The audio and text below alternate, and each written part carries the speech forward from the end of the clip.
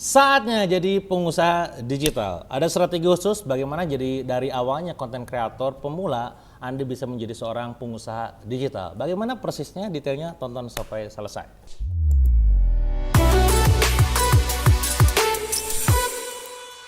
Jadi teman-teman semua, di era digital seperti sekarang banyak banget peluang beredar, bertebaran di mana-mana. Bisa Anda cek konten YouTube ataupun Google gitu ya. Di dalamnya tentang bagaimana mulai bisnis dari nol, bagaimana mulai bisnis dari modal minim gitu. Itu banyak banget. Dan ini menunjukkan bagaimana orang-orang itu pengen menjadi seorang pengusaha dengan modal minim.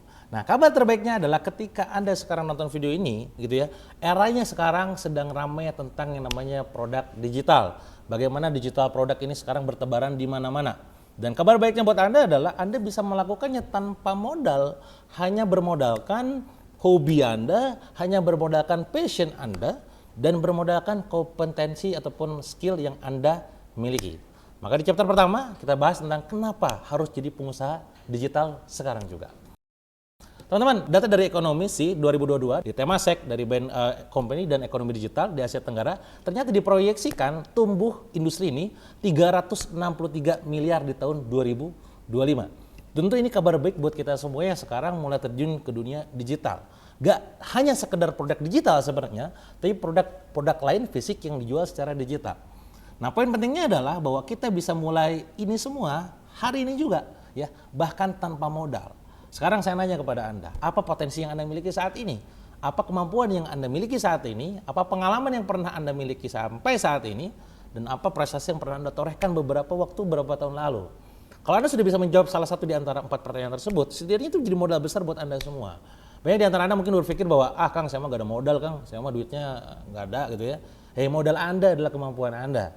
Modal Anda adalah cerita Anda. Mengubah derita jadi cerita, mengubah tragedi yang pernah Anda alami beberapa tahun lalu menjadi sebuah komedi yang bisa Anda jual di pasaran. Itu yang saya alami, by the way. Ketika saya ngalamin kerugian 7,7 miliar, itu yang saya jadikan cerita saya untuk jadi angle pada saat bikin ebook berjudul 100 juta pertama dari affiliate marketing. Angle yang saya bangun adalah gimana waktu itu saya punya utang banyak, kerugian yang sangat besar, tapi tahukah Anda bahwa 80% bahkan ketika itu 60-80% penghasilan saya adalah dari affiliate marketing. Nah, bagaimana cara melakukan affiliate marketing? Baca ebook ini kan begitu. Ketika saya bikin ebook yang kedua dengan narasi apa? Waktu itu judulnya adalah ebook yang kedua 10 income stream yang bikin kaya. Saya berpikir gimana cara angle-nya nih, narasi apa yang mau kita bangun. Kalau misalkan tim saya meminta saya untuk flexing, kayaknya bukan Dewa Eka Prayoga banget untuk melakukan flexing. Tapi di situ ambil angle yang lain adalah angle sedekah brutalnya. Maka narasi yang kita mainkan adalah kalau Anda pengen bersedekah setiap bulannya di angka 10 juta lebih, bahkan 100 juta, bahkan 1 miliar setiap bulan, ya izin Allah ya tentunya ya, maka Anda harus punya sumber income yang banyak. Nah, gimana cara bangun income yang banyak? Makanya baca ebook saya, gitu-gitu kurang lebih. Termasuk juga pada saat saya bikin ebook yang ketiga berjudul 100 juta per bulan dari product creator. Maka ketika saya bikin ebook tersebut yang hari ini sudah bisa Anda dapatkan lewat link yang ada di sini ataupun di kolom deskripsi, itu semua benar-benar by perencanaan. Narasi saya adalah bagaimana saya bikin produk digital ini bukan baru 1 kali, bukan cuma 2 kali, bukan baru kemarin. Sudah saya mulai sejak 14 tahun lalu gitu. Maka ketika seorang mentor bertanya kepada saya, Kang, apa tips rahasianya? Kenapa kok bisa jadi affiliate menang? Kenapa kok produk digitalnya langsung meledak di angka ratusan juta? Saya simpel, saya jawab bahwa saya cuma merecall apa yang saya lakukan 10 tahun lalu. Clear? Jadi ini adalah kabar baik buat Anda. Kenapa Anda harus mulai menjadi seorang pengusaha digital hari ini juga? Apa yang harus Anda lakukan sebagai seorang kreator pemula yang pengen bertransformasi menjadi seorang pengusaha digital adalah nomor 1, tentukan niche yang tepat. Mungkin teman-teman sudah pernah menonton video saya yang saya bagikan di sini, gitu ya.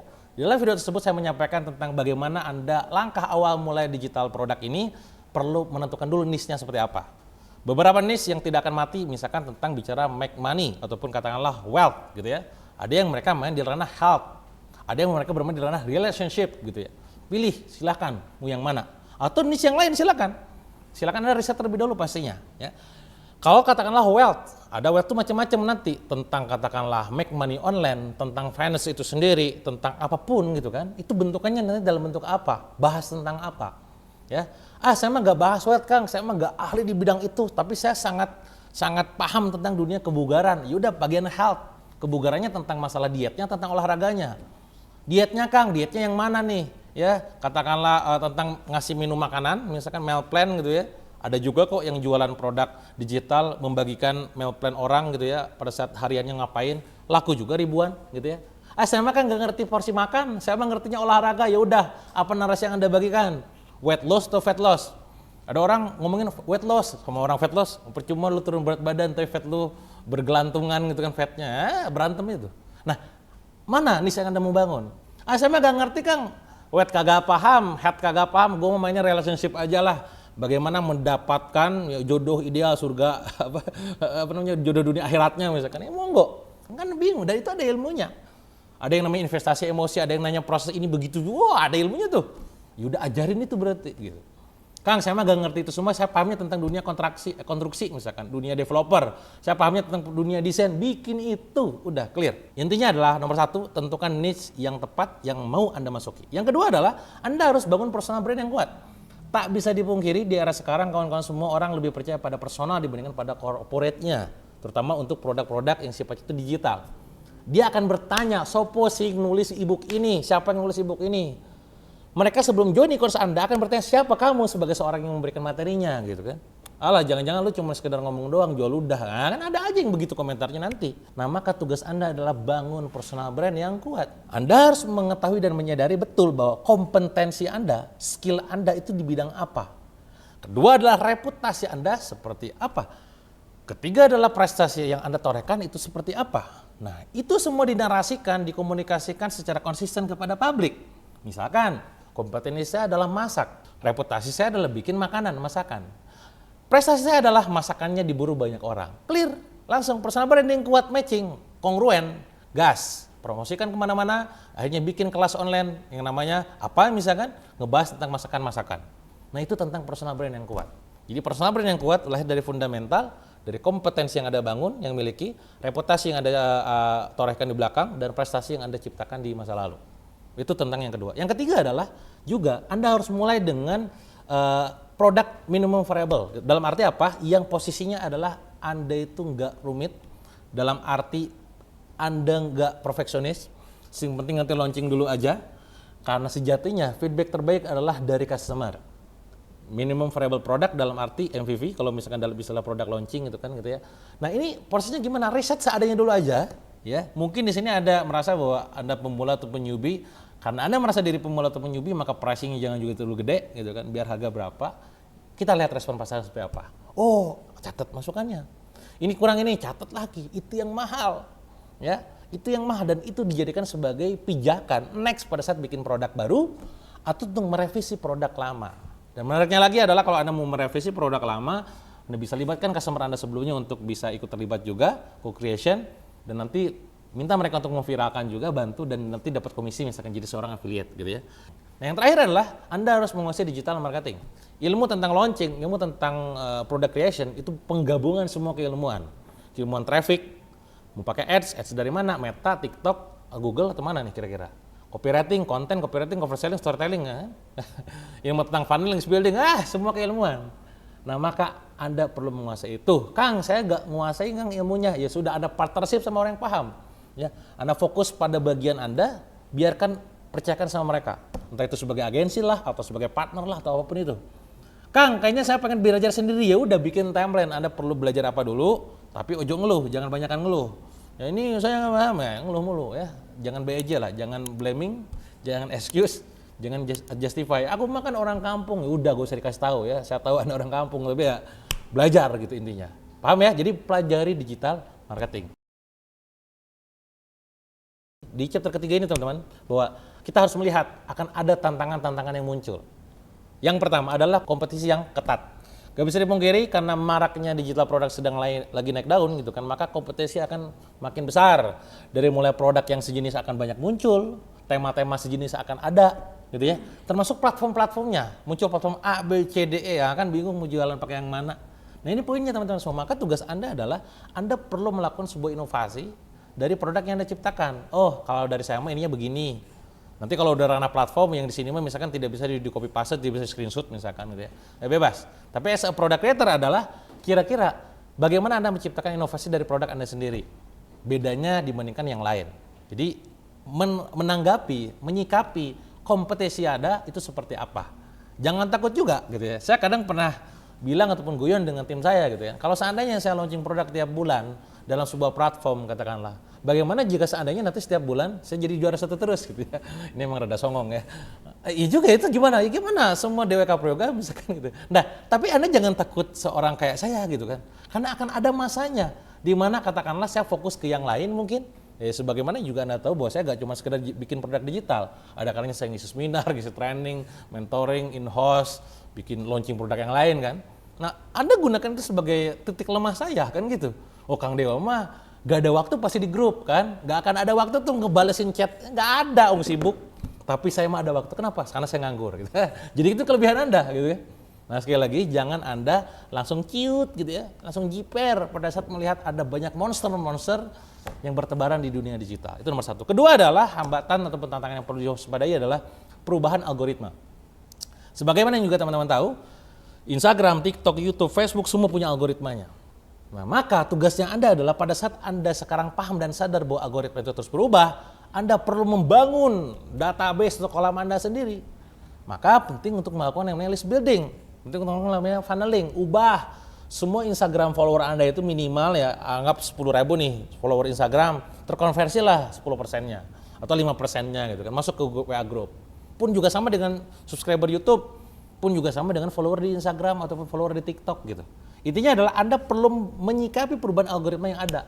Maka jangan jadikan sumber traffic mereka itu semua, YouTube, TikTok, Instagram, Facebook hanya satu-satunya sumber traffic. Maka Anda harus punya traffic yang Anda miliki sendiri atau bahasanya adalah on traffic yang berasal dari 1. Email, 2. WhatsApp, 3. Telegram misalkan. Silakan Anda miliki dan Anda hajar di situ semua. Itu yang kedua. Yang ketiga adalah pastinya adalah tentang manajemen waktu Anda sendiri. Ya, kapan Anda melakukan riset, kapan Anda melakukan proses creating bikinnya gitu kan. Kapan Anda melakukan pre-launch kontennya, kapan Anda syuting begininya, kapan Anda launchingnya. By the way, saya pribadi kawan-kawan ya, malam kan sebelum tidur ya, buka laptop, ngedit, catat, nulis, itu creatingnya tuh. Siangnya syuting kayak begini, sorenya lagi promosi. Kalau Anda gak piawai dalam manajemen waktu Anda sendiri, wah kacau nih itu. Makanya kalau saya sama tim itu biasanya ada jadwal. Oh, ini jadwal syuting ya, kita rapel aja langsung. Oh, ini jadwalnya kita pre-launch, tolong jagain nih, jangan sampai ada campaign tengah-tengah muncul. Oh, supaya gini gimana, bikin begini aja gitu ya. Oh, ini tolong ya, ini tadi beginikan, itu kudu bagus. Maka manajemen waktu dan prioritas Anda sangat diperlukan. Apa yang harus Anda lakukan agar ini bisa sustain, agar ini bisa long last, bisa continue, evergreen gitu kan. Nomor 1 teman, Anda harus fokus pada customer experience yang Anda miliki gitu ya. Bagaimana nantinya ketika Anda punya kolam yang sangat banyak dan kolam tersebut, database tersebut berasal dari customer yang berbayar atau premium list, maka Anda perlu setidaknya menghadirkan atau katakanlah community manager, CRM, spesialis gitu kan, untuk memastikan customer lama dibina. Karena ingat, kita bukan hit and run, kita bukan cuma sekedar jualin mereka dengan ebook, jualin mereka dengan kelas, kita kabur cari customer, korban baru lagi, tidak begitu. Nah, maka kudu ada yang ngurusin gimana, Mbak, walaupun sekali lagi itu tidak kita janjikan. Tapi setidaknya kita building hubungan sama dia, bikin produk-produk lainnya yang kita tidak kita jual tapi produk support gitu ya. Teman-teman nih ada analisa ini nih, coba cek deh, bahas, ngobrol, itu diurusin. Dan itu membuat customer experience dia, Masya Allah ya, aku beli e-course di sini mah, beli e-book di sini mah, benar-benar tiap hari ada kontennya. Bisa dipahami ya? 1 adalah fokus kepada customer experience sebelumnya. Yang kedua adalah Anda harus berinvestasi ke diri Anda sendiri. Karena bagaimanapun juga, Anda perlu terus menginstal di kepala Anda ilmu-ilmu baru. Kadang funnel yang sebelumnya tidak works lagi untuk funnel saat ini. Kadang konten yang sebelumnya tidak works untuk konten saat ini. Termasuk ketika saya membuat sebuah ebook ini, dalam ebook tentang 100 juta per bulan dari product creator, mungkin Anda perlu membacanya di situ. Oh, ternyata Kang Dewa melakukan hal ini. Oh, kenapa pantesan aja gue gak works, gak meledak, gue ngelewatin hal ini. Oh, ada yang salah nih cara checklistnya nih, ini nih bener nih gitu. Nah, supaya bisa kerasa begitu, ya baca dulu ebooknya. Anda bisa mulai mendapatkannya saat ini juga lewat link yang ada di sini atau di kolom komentar ya. Itu poinnya. Jadi investasi layar ke atas ke diri Anda sendiri. Ingat, learn before you earn. The more you learn, the more you earn. Semakin banyak kamu belajar, semakin banyak kamu menghasilkan. Belajar terlebih dahulu, menghasilkan kemudian. Itu yang kedua. Yang ketiga adalah building community. Anda harus bangun komunitas. Sebagaimana yang saya sampaikan di poin nomor 1 tadi. Bedanya adalah Anda mulai di sini touch langsung ke mereka, ada intimasinya, ada bondingnya. Mungkin Anda perlu melakukan yang namanya offline event, Karena bagaimanapun offline event itu transfer gak cuma sekedar knowledge, tapi transfer energinya. Ada energi yang dibangun, wah senang bisa foto bareng gitu kan. Nah ya mungkin itu bisa ke sana arahnya nanti. Itu untuk menjaga sustainability dari produk yang Anda bangun. Dan yang terakhir adalah yang keempat adalah Anda mulai melakukan diversifikasi produk. Mungkin Anda awalnya cuma sekedar bikin e-book karena kemampuan Anda nulis gitu ya, tapi mulai Anda beranikan diri ngomong kayak begini, hahe gitu ya, lewat video gitu. Atau mungkin awalnya cuma sekedar video, Anda mulai tuangkan dalam bentuk e-book. Kalau misalkan dalam bentuk e-book beres, video beres, mungkin experience lain yang perlu Anda bikin. Mungkin bukan produk digital, mungkin consistent diversification dengan berupa bikin gathering, bikin mastermind, bikin workshop, bikin apapun. Intinya adalah mulai diversifikasi produk ataupun untuk mendapatkan income stream yang lain.